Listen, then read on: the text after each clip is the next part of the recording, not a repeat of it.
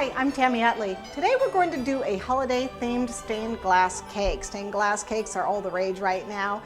And basically are just going to be painting on a cake and making it look like stained glass. Some of the things we're going to use today are a lot of different colors, and we'll blend a couple of them. These are my Americolors. I've got a little bit of white, some lemon yellow, some super red, super black, basic orange, some electric green, this is avocado green, and this is a dusty rose.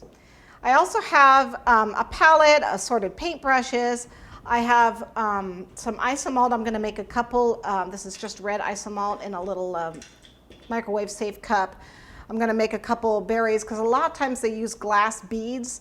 If you've ever seen that little glass marbles that they use on stained glass windows. I do stained glass. I make stepping stones and I make windows and do copper foiling. So I use those in my own work. When I do holly, I make the berries. I use the glass beads. So we're going to make our own glass beads. I have a couple cutters here. We're going to use those as cheats, which I will show you in a little bit. These are called Lego flower cutters. Not sure why they call them that, but I just used them. And then I have my gloves because I'm working with isomalt. Some parchment paper. I have a little bit of cinnamon and baking powder. These are for helping me to transfer my pattern. I also have a little bit of black royal icing, and then I have a little bit of alcohol. You can use vodka or gin, or you can use lemon extract. And then I have, because I need to glue my isomalt onto my cake, I actually have a little bit of sugar. This is edible adhesive. It's a chocolate Maya. It's edible adhesive by Joelle Mahoney, and it's wonderful stuff for gluing sugar to sugar. So I don't have to use hot isomalt to put it on the cake. I could use icing, but the icing, I'm afraid it might slide off, so the adhesive works really well. I also have my cakes here.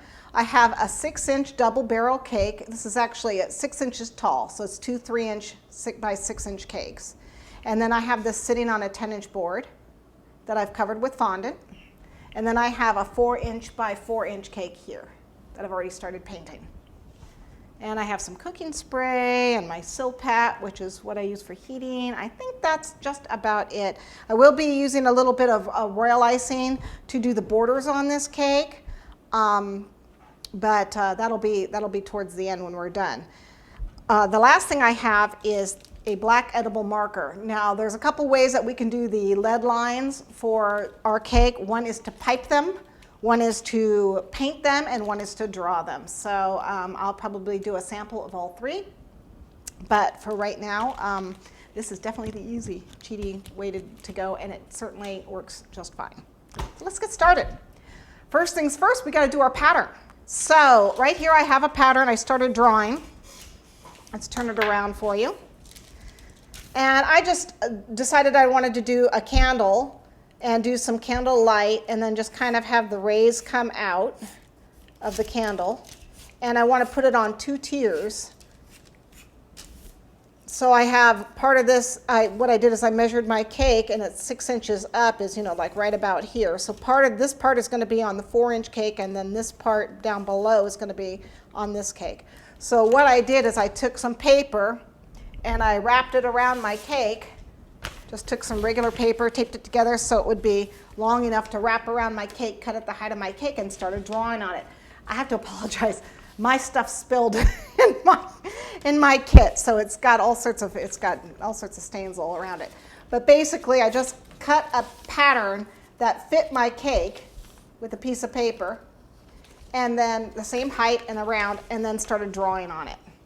Okay, and then I spilled stuff all over it. But you get the idea.